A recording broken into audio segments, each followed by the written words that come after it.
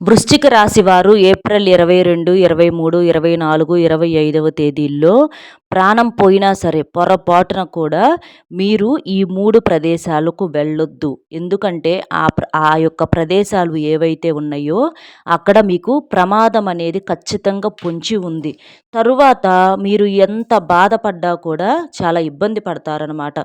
భగవంతుడేంటంటే కొన్ని కొన్ని విషయాలనేవి మనకిలా ఏదో ఒక రూపంలో ఎవరో ఒకళ్ళ మాట రూపంలో కానీ, ఏదో ఒక రూపంలో మన కంట పడేటట్లు గానీ, లేదా మన చెవిన పడేటట్లు గానీ చేస్తూ ఉంటాడు. దైవ సంకేతాలు గమనించటం అనేది అది చాలా గొప్ప విషయము.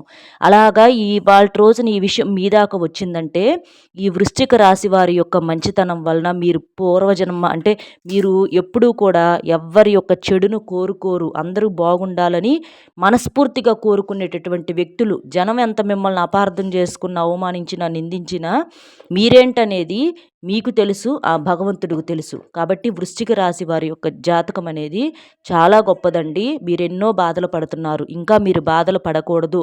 మీ కుటుంబం ఎలాంటి ఇబ్బందుల్లో ఉండకూడదు అని చెప్పి ఈ వీడియో మీ ముందుకు తీసుకురావటం అనేది జరిగింది. కాబట్టి ఈ 4 రోజుల్లో పొరపాటున కూడా ఈ ప్రదేశాలకు వెళ్ళొద్దు. మన ప్రాణాల కన్నా కూడా ముఖ్యమైనది ఈ భూమి మీద ఏదన్నా ఉంటుందా చెప్పండి? డబ్బు కన్నా అంటే మనిషి ఏంటంటే డబ్బు వెనక, వాటి వెనక, వీటి వెనక పరిగెడుతూ ఉంటాడు.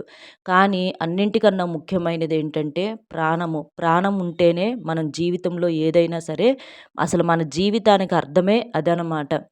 అలాగే చాలామంది చేసే పొరపాటు కూడా ఇంకొకటుంది. రేపెప్పుడో సుఖంగా ఉందాము, వయసైపోయినాక మనం సుఖంగా ఉండాలి కాబట్టి వాళ్ళ రోజున కష్టపడాలని చెప్పేసి అనుకుంటూ ఉంటారు.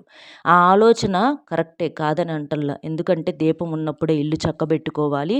అలాగే ఒంట్లో వయసు, ఓపిక ఉన్నప్పుడే మనము కష్టపడి ఒక రూపాయి దాచుకోవాలి. అది మనకు భవిష్యత్తులో ఉపయోగపడిద్ది.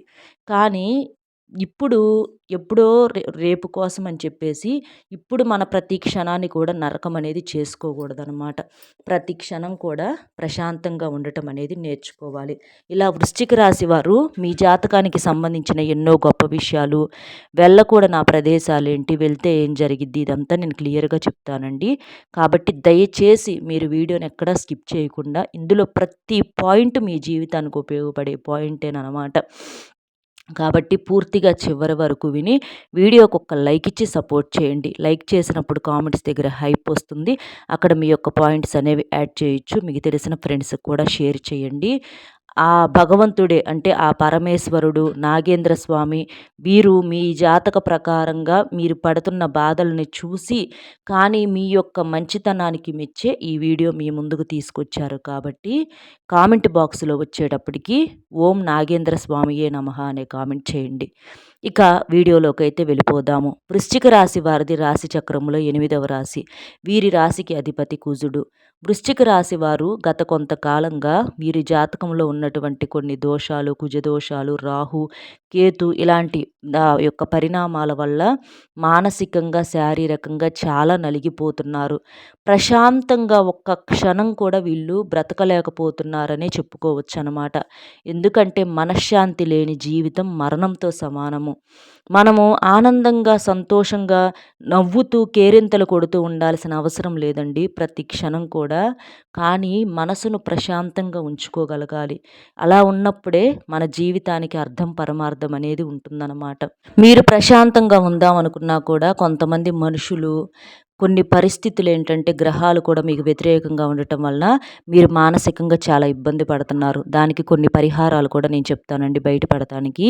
ముందు వెళ్ళకూడని ప్రదేశాల సంగతి చూద్దాము.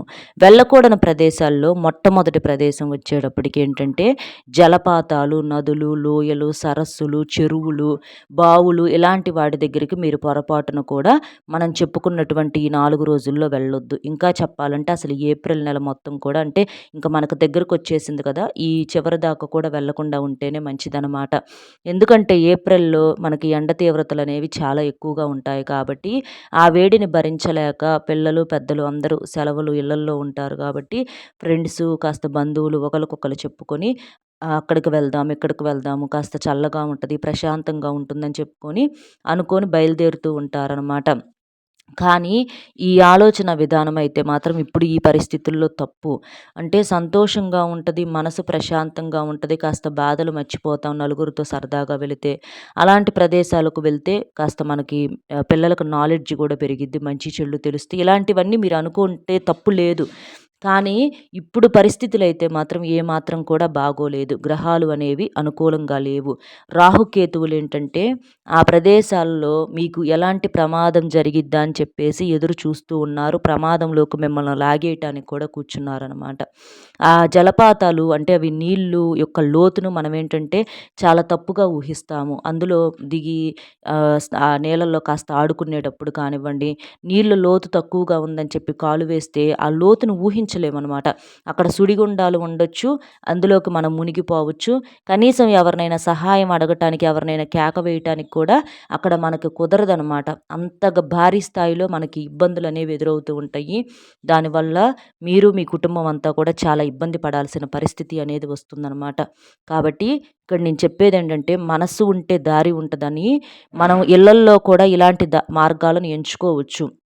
అంటే చల్లదనమే కావాలనుకుంటే ఇంట్లో ఫ్యాన్‌లు కిందో, ఏసీల కిందో కూర్చోవటము, లేకపోతే కాస్త మొక్కల దగ్గర నీళ్లు పెట్టుకొని ప్రశాంతంగా అక్కడ నీళ్ళతో కాస్త సరదాగా ఆడుకోవటము. ఇట్లా మనకు మనసనేది ఉంటే దారులనేవి ఉంటాయి. ఎక్కడికో వెళ్ళి మనం సంతోషాన్ని వెతుక్కోవాల్సిన అవసరం అనేది లేదు. మన మనసులోనే మనకు సంతోషం అనేది దాగి ఉంటుంది. కాబట్టి ఇప్పుడు ప్రత్యేకమైన ఈ పరిస్థితుల్లో రాహుకేతువులు చాలా ఉగ్ర రూపం దాల్చి కూర్చున్నారనమాట. ఆ ప్రదేశాలకు మీరు వెళ్తే మిమ్మల్ని ప్రమాదంలోకి నెట్టివేయటానికి. కాబట్టి జాగ్రత్త అనేది తప్పనిసరి. ఇలాంటి నీరున్నటువంటి ప్రదేశాలకు మీరు పొరపాటున కూడా వెళ్ళొద్దు. ఇది గుర్తుంచుకోండి. ఇది మొట్టమొదటి ప్రదేశం. ఇక రెండవ ప్రదేశం వచ్చేటప్పటికి ఏంటి అనంటే, ఎవరైతే అంటే మీకు బాగా మంచిగా మాట్లాడుతూ పైకేందంటే పెదాల మీద నవ్వు పూసుకొని మనసులో మాత్రం విషము. మీ ముందు ఒక మాట, మీ వెనక ఒక మాట. అలాగే మీ వెనకమాల ఎన్నో రకాల గోతులు తవ్వుతూ ఉంటారు. మీరు చెయ్యని వాటిని కూడా చేశారని చెప్పేసి మీ మీద నిందలు వేస్తూ ఉంటారు. ఇలాంటి మనుషులు ఉన్నారు. నమ్మకం మీద దెబ్బ కొట్టే మనుషులు చాలామంది ఉన్నారు మీ చుట్టూత. అది ఎవరు ఏంటనేది మీ మనసు మీకు హెచ్చరిస్తూనే ఉంటదనమాట. అలాంటి మనుషులున్న ప్రదేశానికి వెళ్ళొద్దు. వీళ్ళతో పాటుగా ఏంటంటే ఎవరైతే కాస్త పూజలు చేస్తూ ఉంటారు. అంటే ఎదుటి వాళ్ళు ఎవరన్నా మీ మాట వినాలన్నా, చేయాలన్నా, అలాగే ఎదుటివారి యొక్క మీద పగతోటి గాని ఇట్లా కొన్ని రకాలైనటువంటి పూజలు అవి ఇవి అని చెప్పి చేస్తూ ఉంటారు. అలాంటి ప్రదేశాలకు కూడా మీరు వెళ్ళొద్దు. ముందు మనం చెప్పినటువంటి మనుషులు అంటే నమ్మిచ్చి ఇది చేసేవాళ్ళు ఎవరైతే ఉంటారో అలాంటి వాళ్ళేంటంటే చాలా ప్రమాదంగా అంటే మన ముందు ఒక మాట, మన వెనక ఒక మాట సహాయం చేస్తున్నట్టుగా చేసి మనకేందంటే అంటే చెయ్యందిచ్చినట్టుగా అందిచ్చి చివరికి ఆ ఊబిలోకి పడిపోయేటట్లుగా చేసేస్తారనమాట. వాళ్ళ సహాయం అడగకపోయినా సరే ఎలాగోలా పాక్కుంటూ మెల్లగా మనం పైకొస్తాము. జనం ఏంటంటే మంచిని ఈ రోజుల్లో ఎంత విపరీతంగా నటిస్తున్నారంటే చెప్పలేము. మనం తింటున్నామో తింటంలేదో, సంపాదించుకుంటున్నామో సంపాదించుకోవట్లేదో, ఎన్ని బాధలు పడుతున్నాము ఏంటనేది ఇయన్నీ జనానికి అనవసరం. జనం యొక్క కళ్ళకేంటంటే బ్రహ్మాండంగా కనిపిస్తూ ఉంటాము. అవి అంటే కాస్త సరదాగా నవ్వుకున్నా చూడలేరు. కాస్త భార్యాభర్తలు సంతోషంగా ఉన్నా చూడలేరు. కాస్త మంచి బట్టలు వేసుకొని బయటికి వెళ్ళినా చూడలేరు. అట్లా వాళ్ళకేందంటే ఎప్పుడు ఇళ్లల్లో కొట్టుకోవటం, తిట్టుకోవటం, గొడవలు పడటము, డబ్బులు లేక ఇబ్బంది పడటం, మనశ్శాంతి లేకుండా పోవటము. ఒక్క మాటలో చెప్పాలంటే మన కుటుంబాలు రోడ్ల మీద పడాలి అన్నది వాళ్ళ ఉద్దేశం అనమాట. కాబట్టి ఇలాంటి వాళ్ళు ఎవరైతే ఉన్నారో మీ చుట్టూత ఖచ్చితంగా ఉంటారు. ఆళ్ళెవరేంటనేది మీకు ప్రత్యేకంగా ఒకళ్ళిద్దరు మీకు సంబంధించి అది స్నేహితుల్లో కావచ్చు, బంధువుల్లో కావచ్చు ఉంటారు. అది ఎవరేంటనేది మీరు గ్రహించగలుగుతారు. అలాంటి వాళ్ళ ఇళ్ళకు పొరపాటున కూడా వెళ్ళొద్దు. వాళ్ళ ఇంటి గడప కూడా తొక్కొద్దు. వాళ్ళ చేత్తో కనీసం ఒక గ్లాసు నీటిని కూడా తాగొద్దు. వాళ్ళ చేత్తో భోజనం తినటం గాని అంటే మొహమాటం అంటే ఏదన్నా ఫంక్షన్‌లో అప్పుడు పిలిచారు గదా! వెళ్ళాలి గదా! అని చెప్పేసేసి మొహమాటంతో వెళ్ళి వాళ్ళ దగ్గర మర్యాదలు తీసుకుందామని అనుకుంటారు. కానీ అక్కడికి వెళ్ళిన ప్రతిసారి కూడా మీకు బాధే ఎదురవుతుంది మీరు సరిగ్గా ఆలోచించినట్లయితే. అలాంటి వాళ్ళేంటంటే పిలిచి మరీ అవమానాలు చేస్తూ ఉంటారనమాట. కాబట్టి అలాంటి వాళ్ళు ఎప్పుడైనా పిలిస్తే అలాంటి వాళ్ళు ఇళ్ళకి మొహమాటానికి కూడా వెళ్ళొద్దు. బంధువులు అని కూడా అనుకోవద్దు. వాళ్ళు బంధువులు కాదు, రాబంధువులనమాట. అలాంటి వాళ్ళతో జాగ్రత్తగా ఉండండి. దూరంగా ఉండండి. అలాంటి వాళ్ళేంటంటే మనల్ని ఒక మనుషుల్లాగా చూడరు. మనయి ఒక మనసుల్లాగా చూడరు. వాళ్ళ యొక్క ఆలోచన విధానం ప్రకారం మనం ఆడాలి. అంటే వాళ్ళు మాట్లాడమంటే మాట్లాడాలి. వద్దంటే మానుకోవాలి. ప్రతీదీ కూడా ఏందంటే మన యొక్క జీవితాన్ని వాళ్ళే నిర్ణయిస్తారనమాట. కాబట్టి అలాంటి వాళ్ళతో ఎప్పుడూ కూడా పెట్టుకోవద్దు. అలాంటి వాళ్ళతో దూరంగా ఉంటేనే మంచిది. ఇది వెళ్ళకూడని రెండవ ప్రదేశం. ఇక మూడవ ప్రదేశం వచ్చేటప్పటికి వెళ్ళగూడని దాంట్లో ఇది కూడా చాలా చాలా ముఖ్యమైనది. ఇది కూడా మీరు గుర్తుంచుకోండి. అదేంటి అంటే మీ చుట్టుపక్కల గానీ, మీ బంధువుల్లో గానీ, మీ స్నేహితుల్లో గానీ, బాగా తెలిసిన వాళ్ళలో కానీ ఎవ్వరైనా కానివ్వండి, ఇరుగు పొరుగు రూపంలో కానివ్వండి, ఇట్లా చూసినట్లయితే బాగా బాధల్లో ఉన్నటువంటి ఒక మనిషి ఉంటారు. అది ఆడవాళ్ళు కావచ్చు, లేదా మగవాళ్ళు కావచ్చు. అంటే వాళ్ళ జీవితం ఎలా ఉంటుందంటే చాలా భయంకరంగా ఉంటుంది. వాళ్ళు ఇక్కడ చెడ్డవాళ్ళని చెప్పేసి మనం అంటలేదండి. గత జన్మల్లో చేసుకున్నటువంటి పాపపుణ్యాల ప్రభావం వల్ల, అలాగే ఈ జన్మలో వాళ్ళు తెలిసి తెలియక చేసుకున్నటువంటి పనుల వల్ల కొన్ని రకాల కర్మలనేవి వాళ్ళ నెత్తికి చుట్టుకుంటాయన్నమాట. అంటే మీకు చెప్పాలంటే మీ చుట్టుపక్కల వాళ్ళు ఖచ్చితంగా ఉంటారు. మీకింకా గుర్తు తగలటానికి ఇక్కడ నేను చెప్తాను. అంటే ఒక స్త్రీ అయితే భర్త లేకుండా ఉండటం. అలాగే ఒక పురుషుడైతే భార్య లేకుండా అంటే కుటుంబాలు అనేవి సరిగ్గా ఉండవనమాట. పిల్లలుంటారు. కుటుంబాలనేంటంటే వాళ్ళే లాక్కు రావాల్సినటువంటి పరిస్థితనమాట. అలాంటి వాళ్ళతో మీరు పొరపాటున కూడా ఈ 4 రోజుల్లో ప్రత్యేకంగా ఈ ఏప్రిల్ నెల దాకా మీరు మాట్లాడొద్దు. ఎందుకంటే ఇప్పుడేంటంటే మనకి ఎండలు ఎలాగైతే విపరీతంగా ఉంటూ ఉంటాయో, రాహుకేతువుల ప్రభావం కూడా చాలా ఎక్కువగా ఉంటుందన్నమాట. అలాంటి వాళ్ళతో ఎందుకు మాట్లాడొద్దు? దీనికి దానికి సంబంధం ఏంటంటే, వాళ్ళు ఎక్కువగా నెగెటివ్‌తో కూడుకొని ఉంటారు. అంటే వాళ్ళకి తెలిసిన ప్రపంచం ఏంటి ఇంకా బాధలు, కష్టాలు, కన్నీళ్ళు. ఎందుకంటే భార్యాభర్తలు ఉంటుంటేనే మనశ్శాంతి లేకుండా చాలామంది ఇబ్బంది పడుతూ ఉన్నారు. అలాంటిది భార్య లేకుండాను, లేదా భర్త లేకుండాను ఒంటరి జీవితాలు గడపాలంటే వాళ్ళ మనసంతా కూడా అల్లకల్లోలంలాగా ఉంటుంది. నరకంలాగా ఉంటుందనమాట. అది పడే వారికి తప్ప ఎవ్వరికీ పక్కనోళ్ళకి అర్థం కాదు. ఇప్పుడు మీకు చేతైతే ఏదైనా కాస్త సహాయం చేయండి.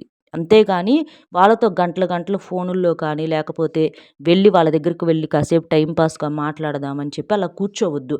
ఎందుకంటే వాళ్ళు టైమ్ పాస్ మనుషులు కాదు. వాళ్ళ జీవితంలో వాళ్ళు చాలా ఇబ్బందులు పడుతూ ఉన్నారు. అలాంటి వాళ్ళ దగ్గరకు వెళ్తే మీరు అంటే అవన్నీ వినాల్సొచ్చిద్ది. అంటే మా జీవితాలు ఇలా అయిపోయినియి. ఏంటోలే ఎందుకు బ్రతుకుతున్నామో కూడా అర్థం కావట్లేదు. ఇలాంటి మాటలు విన్నప్పుడు ఏంటంటే మీ మానసిక స్థితి కూడా బలహీనపడుతుందనమాట. మీరు కూడా నెగెటివ్‌గా ఆలోచించే ఆలోచన అనేది మీకు ఏర్పడుతుంది. కొంతమంది చూడండి ఎన్ని బాధల్లో ఉన్నా కూడా సంతోషంగా ఉంటారు. ఏముందిలే అని చెప్పేసేసి కొట్టి పడేస్తా ఉంటారనమాట. నవ్వుతా అవి దాటి వెళ్ళిపోతూ ఉంటారు. అలాంటి వాళ్ళతో మాట్లాడినప్పుడు ఏంటంటే మనకు కూడా ధైర్యంగా ఉంటది. అరే! ఇంత బాధల్లో ఉన్న వీళ్ళే ఇంత సంతోషంగా ఉంటున్నప్పుడు మనయి పెద్ద బాధలయినా గూడా మనం ఎందుకిట్లా కుంగిపోతున్నాము, వీళ్ళని చూసి ధైర్యం తెచ్చుకోవాలని చెప్పేసి అనిపిచ్చిద్ది.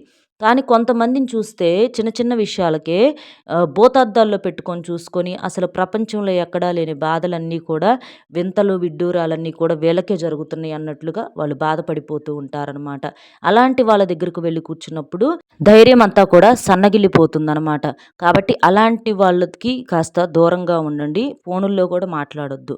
ఎందుకంటే ఆ నెగెటివ్ అనేది అంటే వాళ్ళు వాళ్ళు ఉన్న ఆ ప్రదేశాల్లో ఉన్న నెగెటివ్ కావచ్చు, వాళ్ళ చుట్టూతా ఉన్నటువంటి మనుషులు కావచ్చు, వాళ్ళ మనసులు కావచ్చు చాలా బలహీనంగా ఉంటాయి కాబట్టి ఆ మాటలు విన్నప్పుడు మీకు ఉన్నటువంటి ధైర్యం కూడా పూర్తిగా తొలగిపోతుంది. కాబట్టి అలాంటి వాళ్ళతో కాస్త దూరంగా ఉండండి. చేతైతే ఏదన్నా సహాయం చేయండి. లేదా మీరు సైలెంట్‌గా దూరంగా ఉండండి. అంతేకానీ టైమ్ పాస్‌గా మాత్రం వాళ్ళు మీకు ఎలాగూ ఉపయోగపడరనమాట. అంటే వాళ్ళ నోట్లో నుంచి వచ్చే ప్రతి మాట కూడా జీవితం మీద చాలా విరక్తితో ఉంటుంది. కాబట్టి అలాంటి మాటలు వినటం వలన మన జీవితాల్లో కూడా కొంత నెగెటివ్ అనేది ఎక్కువగా ఏర్పడుతూ ఉంటుంది. కాబట్టి అలాంటి వాళ్ళతో మాట్లాడొద్దు. వాళ్ళకు దూరంగా ఉండండి. అలాంటి వాళ్ళ దగ్గరకు వెళ్ళి మరి మీరు ఆ నెగెటివ్‌ని మీరు కూడా మీ ఇంటికి తెచ్చుకోవద్దనమాట. ఇది మీరు జాగ్రత్తగా తెలుసుకోవాల్సినటువంటి విషయము. ఇది ఆడవాళ్ళు కావచ్చు, మగవాళ్ళు కావచ్చు ఎవరైనా కానివ్వండి. ఖచ్చితంగా మీ చుట్టుపక్కల ఉన్నటువంటి ఆ వ్యక్తులు బంధువుల్లో కూడా కావచ్చు, రక్త సంబంధికుల్లో కూడా కావచ్చు. అది ఎవరు ఏంటనేది మీ మనసుకు అర్థమవుతుందనమాట. కాబట్టి ఈ మూడో ప్రదేశానికి కూడా వెళ్ళొద్దు. ఇప్పుడు మనం చెప్పుకున్నటువంటి ఈ 3 ప్రదేశాలకు మీరు పొరపాటున కూడా వెళ్ళొద్దు. వెళితే మాత్రం మీకు ఖచ్చితంగా ఎందుకు ఇబ్బందులు ఏర్పడతాయి, ఎలా ఇబ్బందులు ఏర్పడుతున్నాయి అన్న విషయం కూడా ఇక్కడ నేను క్లియర్‌గా చెప్పాను కదా! కాబట్టి మీరు వెళ్ళొద్దు. మనం చెప్పుకున్న ఈ ప్రత్యేకమైన రోజుల్లోనే కాకుండా ఈ నెలాఖరు దాకా కూడా మీరు అసలు వెళ్ళకుండా ఉంటేనే మంచిది. తరువాత కూడా జాగ్రత్తగా ఉండండి. వెళ్ళినా కూడా చేసినా కూడా జాగ్రత్తగా ఉండండి. ఎందుకంటే మనం చెప్పిన కొన్ని పూజలు చేసేవాళ్ళు ఉన్నారని చెప్పాం కదండీ! అలాంటి వాళ్ళేంటంటే వాళ్ళు చెడు పూజలు అలాంటివి చేసినప్పుడు అలాంటి వాళ్ళ కళ్ళకు వెళ్ళి మనం ఎదురుగా కనిపించినప్పుడు ఏంటంటే వాళ్ళ యొక్క ఆ చెడు చూపులు మన మీద కూడా పడి ఆ చెడు ఆలోచన విధానం మన మీద కూడా ఏర్పడి మనకు సంబంధించి కూడా వాళ్ళు ఏదైనా చెడు కార్యాలు చేస్తే చెయ్యొచ్చనమాట. కాబట్టి అలాంటి పూజలు చేసే వాళ్ళ దగ్గరకు కూడా మీరు వెళ్ళొద్దు. దైవానికి సంబంధించిన వాళ్ళ దగ్గరకు వెళ్ళొచ్చు కానీ ఇలాంటి దుష్ట సంబంధిత పూజలు చేసే వాళ్ళ దగ్గరకు మాత్రం వెళ్ళకూడదు. ఇది మాత్రం మీరు జాగ్రత్తగా ఉండండి. ఎందుకంటే సమస్యలను కోరి కోరి కొనుక్కొని తెచ్చుకోకూడదు. చెడు దగ్గరకు వెళ్ళకూడదనమాట. వెళితే ఆ ఇబ్బంది అనేది ఖచ్చితంగా ఇంకొకళ్ళకి జరిగిన ఇబ్బంది మనకు కూడా జరిగిద్ది కాబట్టి ఇది కూడా మీరు గుర్తుంచుకోండి. కాబట్టి ప్రత్యేకంగా ఈ 3 ప్రదేశాలకు వెళ్ళొద్దు. వృశ్చిక రాశి వారు ఏముందిలే అని చెప్పేసి దయచేసి మీరు కొట్టి పారేయొద్దు. ఎందుకంటే ఈ సమస్యలతో పాటుగా మీకు పితృదోషాలు, నాగసర్ప దోషాలు కూడా మీ జాతకంలో ఎక్కువవుతాయి అన్నమాట. ఇక్కడికి వెళ్తే ఈ 3 ప్రదేశాలకు వెళితే ఈ నాగ, సర్ప, శని దోషాలు కూడా మీ జాతకంలో ఎక్కువవుతాయి. ఎందుకంటే ప్రతిదానికి లింక్ అయి ఉంటుందండి. గ్రహాలు అనేవి ఒకదానితో ఒకటి ముడిపడి ఉంటాయి అన్నమాట. కాబట్టి కాస్త ఒక గ్రహం ఏదన్నా బలహీనపడగానే అది మిగిలిన వాటన్నిటి మీద కూడా మీకు ఎఫెక్ట్ అనేది చూపిస్తుందన్నమాట. ఇక మీకు ఉన్నటువంటి ఆ జాతక దోషాల నుంచి బయటపడటానికి ఈ పరిహారాలనేవి చేసుకోండి. మీరు మంగళవారం రోజు కానీ, ఆదివారం రోజు కానీ మీకు దగ్గరలో ఉన్నటువంటి నాగేంద్ర స్వామి యొక్క దేవాలయం ఉంటే చక్కగా అక్కడకు వెళ్ళేసి ఆడవాళ్ళు కానీ, మగవాళ్ళు కానీ చక్కగా స్నాన కార్యక్రమాలు తలస్నానం చేసేసి ఎరుపు రంగు వస్త్రాలు ధరించి నాన్ వెజ్ అనేది తినకూడదు. భార్యాభర్తలు బ్రహ్మచర్యం పాటించాలి. మీరు అంటే వెళ్ళినప్పుడు నాగేంద్ర స్వామి పుట్ట దగ్గరకు వెళ్ళినప్పుడు చక్కగా పాల ప్యాకెట్ ఒకటి తీసుకొని పాలు పోయండి. పాలు పోసి పసుపు కుంకుమలు అనేవి చల్లేసేసి పుష్పాలు సమర్పించి నమస్కారం చేసుకొని మీకున్నటువంటి ఆ జాతక దోషాలు, ఈ నాగ సర్ప దోషాలు ఏవైతే ఉన్నాయో అవన్నీ కూడా తొలగిపోవాలి. మా జాతకం అనేది సరిగా అవ్వాలి. మాకు ఈ సమస్యలు అంటే ఈ నాగసర్ప దోషాల వల్ల ఎక్కువగా భార్యాభర్తల మధ్య గొడవలు అనేవి ఎక్కువగా జరుగుతూ ఉంటాయి. ఎప్పుడూ కూడా మనశ్శాంతి అనేది ఉండదు. ఇంట్లో ఎప్పుడూ గొడవలు జరుగుతూ ఉంటాయి. డబ్బు పరంగా కావచ్చు, పిల్లల పరంగా కావచ్చు, భర్త సరిగ్గా మాట వింటలేదనో, భార్య సరిగ్గా మాట వింటలేదనో ఇట్లా భార్యాభర్తలకు సంబంధించిన గొడవలు అనేవి ఎక్కువగా జరుగుతూ ఉంటాయి అన్నమాట. కాబట్టి ఈ నాగసర్ప దోషాలు చాలా ప్రమాదము. ఇంకా ఒక మాటలో చెప్పాలంటే కొంతమంది భార్యాభర్తలు దూరం అంటే విడిపోయే అవకాశాలు కూడా చాలా ఎక్కువగా ఉంటాయి. కాబట్టి మీకు కుదిరినప్పుడల్లా అంటే ఆదివారాలు కానీ, మంగళవారాలు కానీ ఏదైనా 4 వారాలు చేసుకోండి నిష్టతో. అలాగా మీరు పుట్టకు వెళ్ళి పాలు పోసేసి రావటము, అక్కడ దీపం వెలిగించి రావటము ఇలాంటివి చేయటం వలన మీరు ప్రదక్షిణలు కూడా చేయండి. ప్రదక్షిణలు కూడా చేయటం వలన ఆ దోషాలన్నీ తొలగిపోతాయి. ఈ నాగసర్ప దోషాలు మీ జాతకంలో పూర్తిగా తగ్గిపోతాయి అన్నమాట. కాబట్టి ఈ పరిహారాన్ని పాటించండి. అలాగే పితృదోషాలు కూడా మీ జాతకంలో చాలా ఎక్కువగా ఉంటున్నాయి అన్నమాట. మీరేం చేస్తారంటే పితృదోషాల నుంచి బయటపడటానికి ప్రతిరోజు కాకికి మీరు తినే అన్నంలో ఒక తొలి ముద్ద అన్నం తీసి గోడ మీద పెట్టి తింటము. అలాగే కుక్కకు ఆహారంగా ఏదన్నా తినిపించడం కావచ్చు, గోమాతను పూజించడం, గోవుకు ఆహారంగా ఏదన్నా తినిపించడం కావచ్చు. అలాగే మీరు మీ ఇంట్లో పెద్దవాళ్ళు ఎవరైతే ఉంటారో వారికి అమావాస్య తిథుల్లో ఇలాంటి ప్రత్యేకమైనటువంటి రోజుల్లో పితృతర్పణాలు అర్పించటము, పితృ పూజలు చేసుకోవటం, వాళ్ళకు నమస్కారం చేసుకోవటము ఇలాంటివి చేయటం వలన మీ జాతకంలో ఉన్నటువంటి పితృదోషాలు, పితృశాపాల నుంచి బయటపడగలుగుతారు.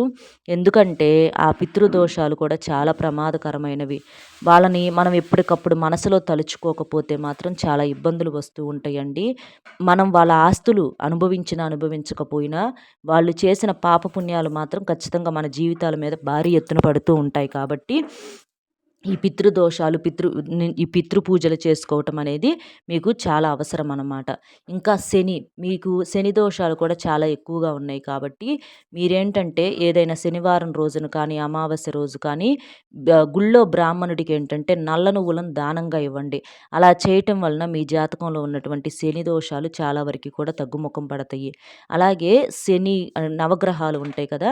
అక్కడ శనిదేవుడి ముందల నువ్వుల నూనెతో దీపం వెలిగించండి. అందులో నల్ల నువ్వులు కూడా వేయండి. ఇలా చేయటం వలన ఈ శని దోషాల నుంచి మీరు బయటపడగలుగుతారు. అలాగే మీరు అరుపులు, ఆవేశాన్ని, కోపాన్ని కూడా తగ్గించుకోవాలి.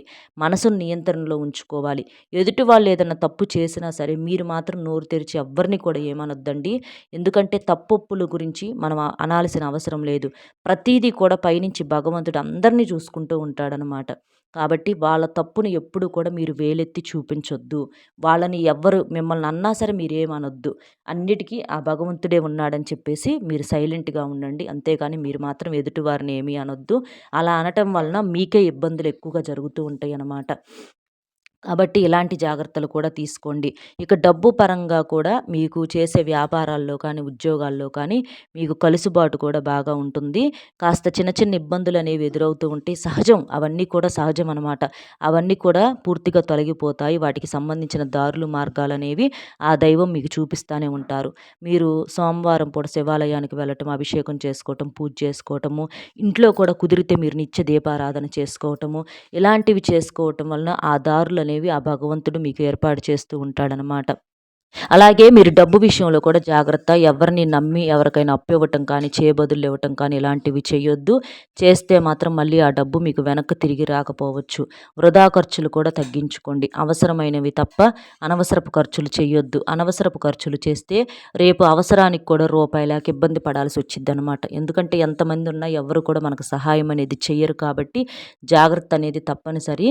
డబ్బు ఉన్నప్పుడు దాన్ని జాగ్రత్తగా పొదుపుగా వాడుకుంటే మీకు మీ మీ యొక్క అవసరాలకది ఎప్పుడైనా ఉపయోగపడుతుంది. కాబట్టి ఇలాంటి నియమాలన్నీ ఆచరించండి. అర్థమైంది కదండీ! వృశ్చిక రాశి వారికి ఏంటనేది, ఏ ప్రదేశాలకు వెళ్ళకూడదు, వెళ్తే ఏం జరిగిద్ది, అలాగే మీకు సంబంధించిన కొన్ని ముఖ్యమైన పరిహారాలు, మంచి చెడులు ఇవన్నీ కూడా మన వీడియో మీకు నచ్చింది అనుకుంటున్నాను. నచ్చితే తప్పకుండా వీడియోకి ఒక లైక్ ఇచ్చి సపోర్ట్ చేయండి. మీరు లైక్ చేసినప్పుడు కామెంట్స్ దగ్గర హైప్ వస్తుంది. అక్కడ మీ యొక్క పాయింట్స్ అనేవి యాడ్ చేయొచ్చు. లైక్ చేయటం వల్ల మీలాంటి నలుగురు వృశ్చిక రాశి మిత్రులకు చేరి వారు ఉపయోగించుకునే అవకాశాన్ని కల్పించిన వారవుతారు. దానివల్ల ఆ భగవంతుడు మీకు తప్పకుండా ఏదో ఒక రూపంలో సహాయం అనేది చేస్తాడనమాట. కాబట్టి ఒక లైక్ ఇచ్చి మీకు తెలిసిన ఫ్రెండ్స్ ఎవరన్నా ఉంటే వారికి కూడా షేర్ చేసి, మొట్టమొదటిసారిగా మన ఛానల్ చూస్తుంటే సబ్స్క్రైబ్ చేసుకొని పక్కనే ఉన్న ఆల్ అనే బెల్‌ని క్లిక్ చేస్తే నేను పెట్టే ప్రతి వీడియో కూడా ముందుగా మీకు నోటిఫికేషన్ రూపంలో చేరుతుంది. కామెంట్ బాక్స్‌లో ఓం నాగేంద్ర స్వామియే నమః అనే కామెంట్ చేయండి. మీకంతా కూడా శుభం కలుగుతుంది. మరో మంచి విశేషంతో మళ్ళీ కలుద్దామండి. నమస్కారం.